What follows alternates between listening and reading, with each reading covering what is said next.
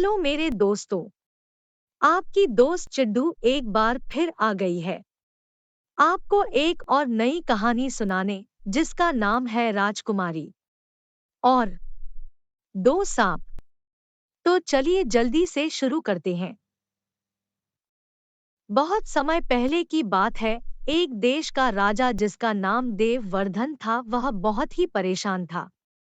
उसकी परेशानी की वजह थी उसका बीमार बेटा, क्योंकि राजकुमार के पेट में एक सांप ने घर कर रखा था।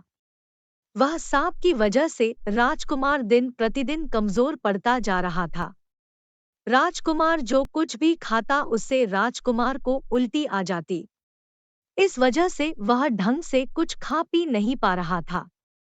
उस सांप को पेट से हटाने के लिए राजा ने भिन्न भिन्न देशों से प्रसिद्ध वैद्य को भी बुलाया, लेकिन वैद्य भी कुछ नहीं कर पाए। ऐसे में राजा की चिंता बढ़ती ही जा रही थी। उन्हें लग रहा था कि वह अपने बेटे को खो देंगे। अपने पिता को इतना चिंतित होता देख वह राजकुमार परेशान हो गया था। उसने निर्णय लिया कि वह यहाँ से चला जाएगा ताकि उसके पिता को ज्यादा तकलीफ ना हो। राजकुमार उस देश से भाग गया और अपने पड़ोसी देश में जाकर रहने लगा। वह पड़ोसी देश के एक मंदिर में भिखारी की तरह रहने लगा। जिस देश में वह राजकुमार गया था, उस देश के राजा का नाम सुमेध था। राजा की दो बेटियां भी थीं जो अपने पिता से प्यार किया करती थी। एक दिन जब राजा सुमेध बगीचे में टहल रहे थे, तब उसकी पहली बेटी ने आकर उनसे कहा, मेरे पिताजी इस देश के राजा सबसे महान है। उनकी वजह से ही सब कुछ है। यह सुनकर वह राजा बेहद खुश हुआ, लेकिन तभी राजा की दूसरी बेटी ने कहा, आप जैसा करेंगे आपको वैसा ही फल मिलेगा। यह सुनकर राजा को क्रोध आ गया, क्योंकि राजा सच बोलने वाले और कटु वचन बोलने वालों से नफरत करता था। इस वजह से उसने सजा के तौर पर अपनी दूसरी बेटी का विवाह एक भिखारी से करा दिया। वह भिखारी कोई और नहीं बल्कि मंदिर का भिखारी राजकुमार था। शादी हो जाने के बाद राजकुमारी ने उस भिखारी को ही अपना पति माना और उसकी सेवा करने लगी। वह उसका अच्छे से ध्यान रखती थी, लेकिन उसे यह नहीं पता था कि उसके पति के पेट में एक सांप है। राजकुमार ने सोचा कि मंदिर में उन दोनों का रहना ठीक नहीं है, क्योंकि उसके साथ अब उसकी पत्नी भी थी। इस वजह से उसने मंदिर को छोड़कर किसी और जगह जाने का सोचा। ऐसे में वह अपनी पत्नी के साथ दूसरी जगह की तलाश में निकल गया। चलते चलते राजकुमार को प्यास लगी और वह बहुत कमजोर महसूस कर रहा था। कमजोरी की वजह से बहुत बेहोश हो गया। ऐसे में उसकी पत्नी घबरा गई।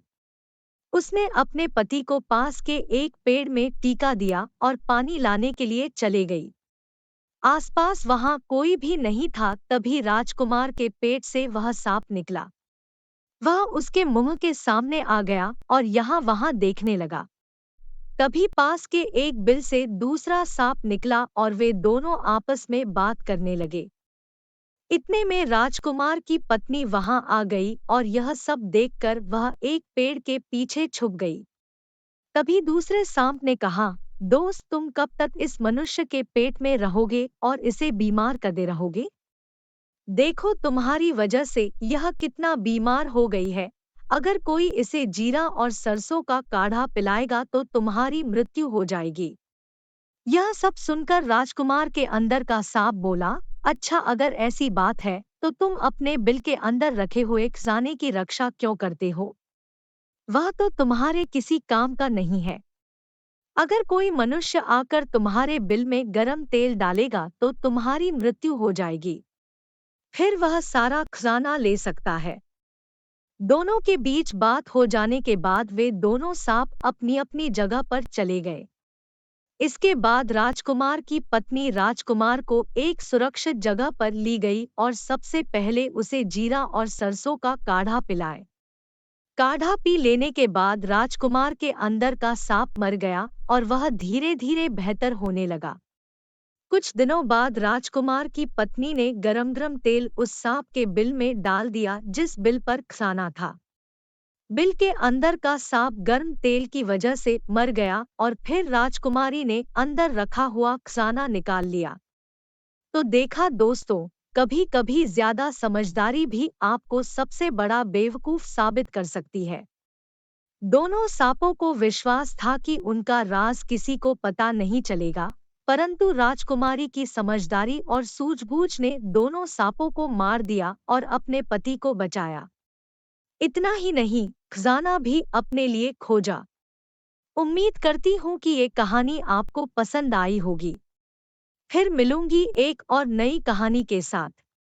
तब तक के लिए बाय बाय।